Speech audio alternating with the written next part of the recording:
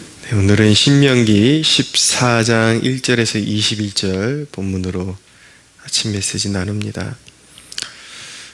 오늘 본문 하나님의 백성들의 그 거룩을 요구하시는 그런 하나님의 명령이라고 말씀드릴 수 있습니다.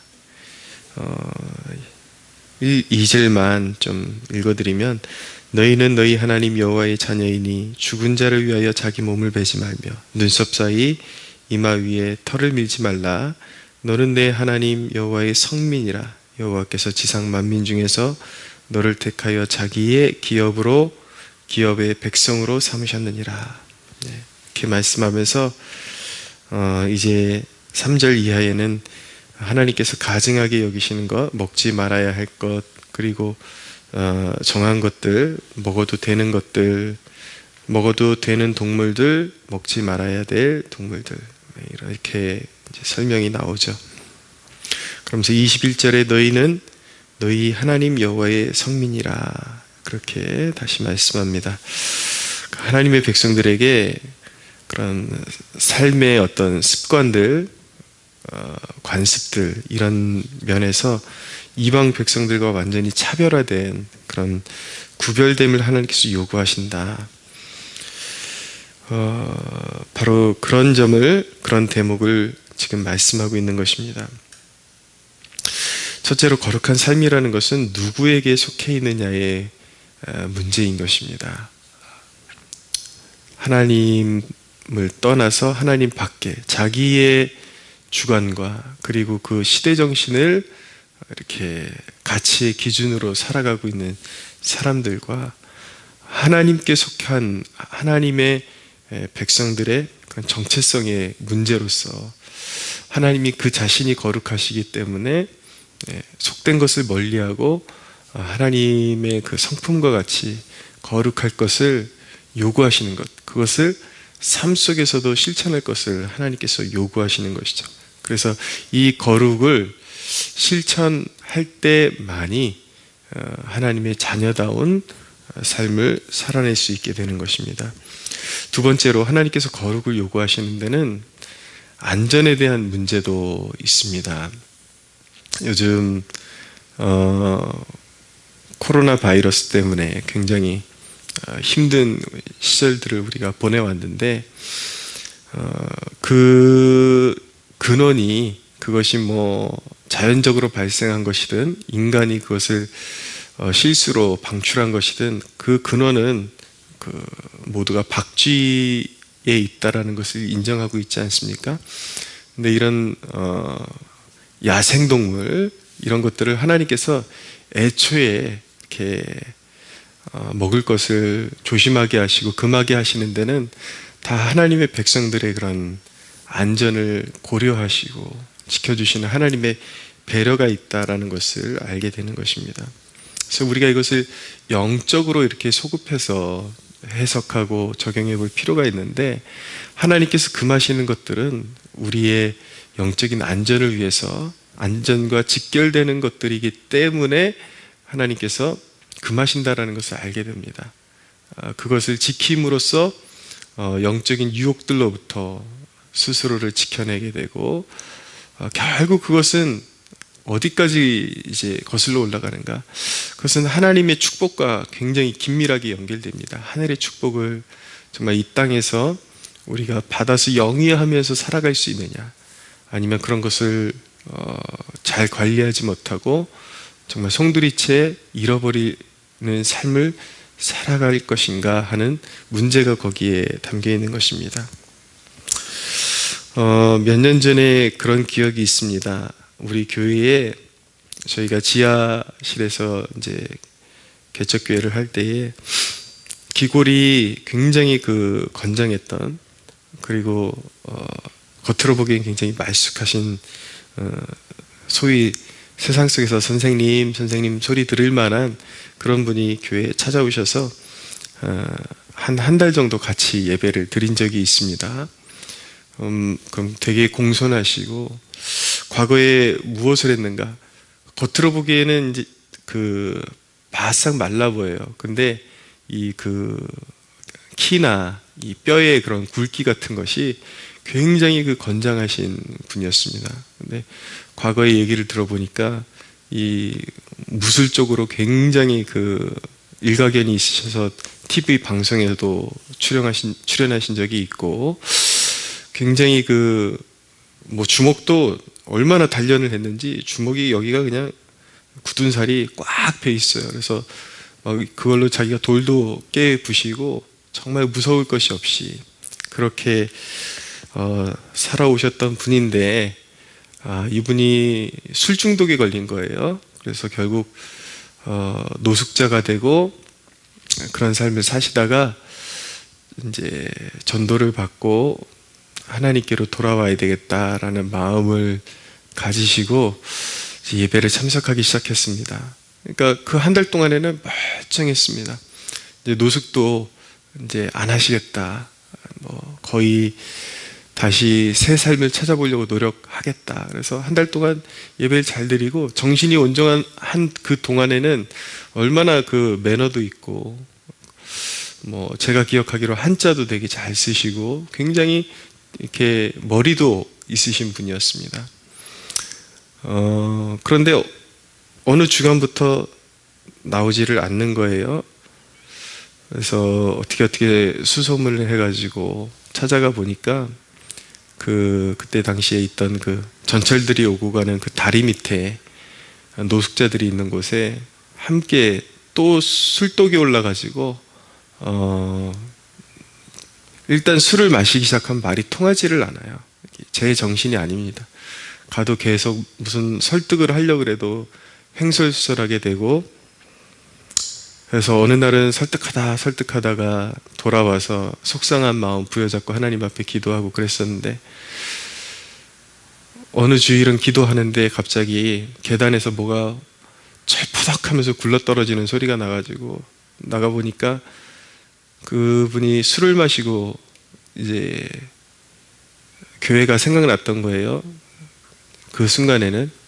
그래서 와가지고 오는데 중심을 못 잡아가지고 계단에서 굴러떨어져가 또 교회 그 계단 밑에서 머리가 깨져가지고 피가 철철철철 흘러나오고, 제가 또 그거를 피를 맞고 119 올 때까지 기다리고 한동안 예배가 중단되고 드릴 수가 없는 상황까지 가게 되었습니다. 머리 그냥 꿰매고 또 나와가지고 술 마시고 그러고 있는 거예요. 그러면서 결국은 며칠을 찾아가고 계속 찾아가서 그러지 말라고, 나랑 약속한 거 잊었냐고 그랬던 기억이 있는데, 결국은 그 영혼을 다시 찾아오지를 못했습니다. 그래서 제가 계속 찾아가니까 이제 뭐 또 어디로 갔는지도 모르겠어요. 어디로 갔는지도 모르겠고, 결국은 쓸만한 사람이었고, 이렇게 한순간은 하나님께로 돌아오면 살 길이 생길까라는 그런 기대감을 가지고 있는 사람이었는데, 그래서 실천하는 동안에는 한 달 동안에는 그렇게 좋았는데, 이전에 그 술 마시는 습관, 한 번 술을 다시 입에 대기 시작하니까 이제는 이전보다도 더 좋지 않은 상태로, 도저히 말이 설득할 수 있는 어떤 서로의 대화의 그런 기능이 완전히 마비돼 버리는, 결국은 또 그 귀한 영혼을 마귀에게 빼앗겨 버리고 유린당하는 그런 이제 일을 경험한 적이 있습니다. 제 그런 어떤 목회 여정 가운데 너무 안타까운 기억으로 여전히 남아있는 그런 사건이었습니다. 구별되지 못한 한 가지 습관, 그것이 별거 아닌 것 같지만 그것이 결국 주님과의 연합을 막아버리고 방해할 수도 있다라는 것, 주님과의 관계를 완전히 방해하고 갈라놓을 수도 있다라는 것, 완전히 그 삶을 붕괴시킬 수도 있다라는 것을 여러분들 꼭 기억하셔야만 합니다. 그런 경우가 흔치 않은 케이스라 할지라도 우리의 삶 가운데 하나님이 기뻐하시지 않는 그 습관들을, 죄된 습관들을 그대로 남겨놓을 때 그것들이 결국 하나님과의 그 깊은 연합으로 들어가는 것을, 왜 영적인 체험이 그렇게 박하고 그렇게 그런 어떤 개인의 삶 가운데 사모함은 있음에도 불구하고 자신에게는 그런 축복이 덜한 것일까? 막고 있는 거예요. 죄된 습관이 그 축복을 막고 있는 것입니다. 그리고 때로는 그 축복의 깊은 곳까지 들어가다가 결국은 그 죄악된 습관을 다시 이제 허락함으로 인해서 결국은 그 깊은 임재와 깊은 체험 속으로 들어가지 못하는 그런 방해물이 되는 것입니다. 성도의 모든 삶은 하나님과의 관계를 최우선으로 해야 하는 것입니다. 그리고 구별된 삶을 소유함으로 말미암아 믿지 않는 사람들에게 자기를 내세우고 어떤 잘난 척하는 그런 부류의 삶이 아니라 경건하고 하나님을 경외하는 삶을 나타냄으로 말미암아 믿지 않는 세상에 찔림을 주는 삶을 살아가는 것이 바로 그리스도인이 살아가야 될 삶인 것입니다. 영적인 세상의 그 가치를 삶으로 투영해서 사람들에게 영적인 감화를 전달하는 삶이 바로 그리스도인에게 요구되는 삶인 것입니다. 근데 오늘날 이런 삶이 가능할까요? 저는 오늘날의 수많은 성도들의 삶을 보면서 그런 일이 거의 불가능해졌다는 것을 느끼게 됩니다. 너무나도 세상과 똑같은 가치관, 너무나도 똑같은 삶의 모습, 습관, 문화, 가치관, 하나 다른 것이 없는 모습들. 거룩한 삶, 구별된 삶이 없다면 주일날 아무리 예배 드리면서 펑펑 울고 감정에 도취되어도 결국 빛과 소금의 역할을 감당할 수 없는 거예요. 우리가 하나님께서 주시는 감동 가운데 울고 감화되고 이런 것들이 귀하게 쓰임받는 그런 지경으로 나아가려면 거기에 거룩한 삶이 수반되어져야, 따라와야 그것이 아름답게 빛이 나게 되는 것입니다. 기억하십시오. 주님과 동행하는 삶의 첫걸음은 죄된 습관과 가치를 정리하는 것입니다. 성도로서 어울리지 않는 장소에 발길을 내딛는 것을 끊어버리십시오.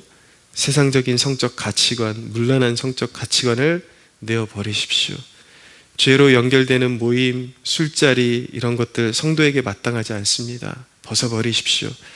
습관적인 뒷담화 벗어버리십시오. 모든 사건과 사고에는 원인이라는 것이 존재합니다. 여러분들 세상에서도 보십시오.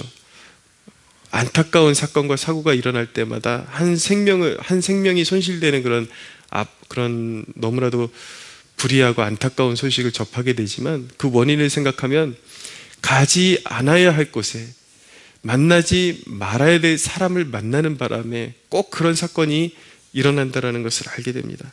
영적인 사건들, 우리의 삶에 불미스러운 그런 어떤 징계를 불러오는 것들, 어떤 안 좋은 사단에게 농락당하는 그런 모든 사건들 배후에 많은 경우에 정말 특수한 경우를 제외한 많은 경우에 자기 자신이 자신을 잘 영적으로 관리하지 못했기 때문에 찾아오는 경우가 허다한 것입니다. 여러분, 항상 어두움 가운데 다니려고 하지 말고 하나님이 비추시는 빛 가운데로 걷기를 사모하십시오. 항상 어둠이 없는 빛 가운데로 걸을 때, 그리스도 안에 거할 때 삶에 허락되는 하늘의 평안, 그 기쁨을 그때에만 누릴 수 있다는 사실을 깨닫는 이 아침이 되기를 원합니다. 항상 하나님의 백성들답게 구별되고 거룩한 삶을 존중하고, 그것이 하나님을 존중하는 태도인 것입니다. 우리 아버지를 영화롭게 하는 태도인 것입니다. 항상 구별되고 그런 복되고 영화로운 거룩한 주의 백성으로서의 삶을 사모하고 걸어가는 저와 여러분들이 되기를 예수님의 이름으로 축복합니다.